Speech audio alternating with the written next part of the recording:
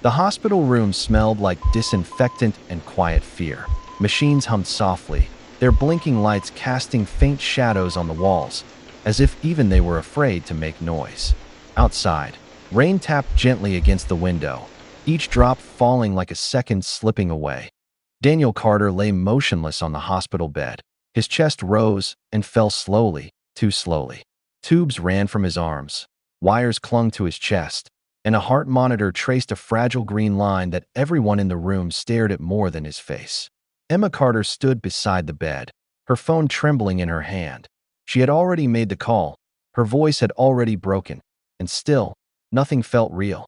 "Please, don't leave us," she whispered, though she didn't know if he could hear. Beside her stood 9-year-old Lily, clutching her mother's arm with both hands. Her small fingers shook, her cheeks wet with tears she no longer bothered to wipe away. "Daddy promised he'd come to my school play," Lily sobbed softly. "He promised." Emma closed her eyes. Daniel never broke promises. Daniel and Emma weren't a dramatic love story. They met in line at a coffee shop when Daniel accidentally spilled coffee on her notebook. He apologized too much. She laughed too hard. They talked about nothing important, and everything felt important. They built their life slowly. A small apartment. Used furniture. Late-night dinners. Early morning goodbyes. Daniel worked as an electrical technician. Long hours. Modest pay. But he never complained. He believed showing up mattered more than talking about it. When Lily was born, Daniel cried harder than the baby. He learned how to braid her hair badly. He attended every parent-teacher meeting. He danced with her in the living room to songs he pretended to hate. T.O. Lily. Her father wasn't a hero, he was the whole world. The day everything changed, the call came on a Tuesday. Daniel had collapsed at work. Heart failure. By the time Emma reached the hospital, he was already unconscious. The doctor's words felt rehearsed, careful, heavy. He needs immediate surgery, but there are complications. Complications meant risk. Risk meant uncertainty. Uncertainty meant fear, and fear sat with Emma all night, refusing to leave. That the waiting hours passed. Then more hours. Family came and went, whispering hopeful words that felt thin.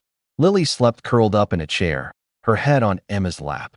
Emma stared at Daniel's face, searching for movement, for reassurance, for anything. She remembered the night before he had kissed her forehead before leaving for work. "I'll be late," he said. "Don't wait up." She hadn't known that was the last normal sentence he would ever speak. That at 2:17 a.m., the heart monitor beeped differently. Nurses rushed in. Doctors followed. Emma was pushed gently but firmly out of the room. Lily woke up, panic in her eyes. "Mommy, what's happening?" Emma knelt down and held her daughter's face. "Daddy's strong," she said, though her voice cracked. "He's fighting." Inside, Emma wasn't sure. While waiting, Emma searched Daniel's jacket pocket for his phone. Instead, she found a folded piece of paper.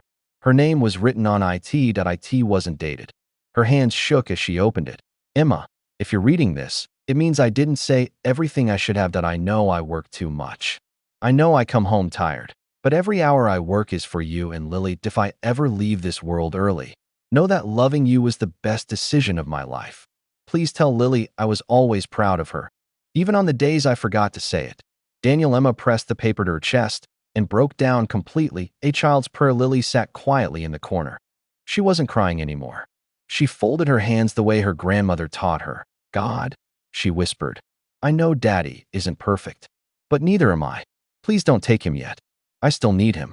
No one told her prayers don't work like that. The longest silence. The surgery took hours. The hallway lights flickered. Time stretched painfully. Then the doctor finally walked out. Emma stood instantly. His expression gave nothing away. "We did everything we could," he said slowly. Emma's heart stopped. "And he's stable." She gasped.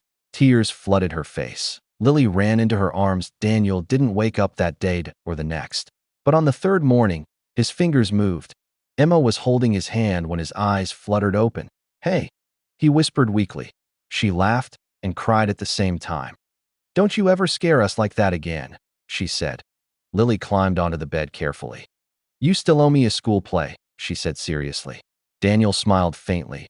"I wouldn't miss it for the world." Life after the hospital recovery was slow. Bills piled up, energy came and went. But something had changed. Daniel worked less, loved louder, spoke softer. Every morning, He hugged Emma longer. Every night, he tucked Lily in. Even when she pretended she was too old for it, the meaning of that moment the night nearly broke them. But it also revealed something powerful. Life isn't measured by years, it's measured by moments where someone whispers, "Please, don't leave us." And love chooses to stay. Sometimes, the strongest hearts are the ones that almost stop, just to remind us how precious every beat truly is.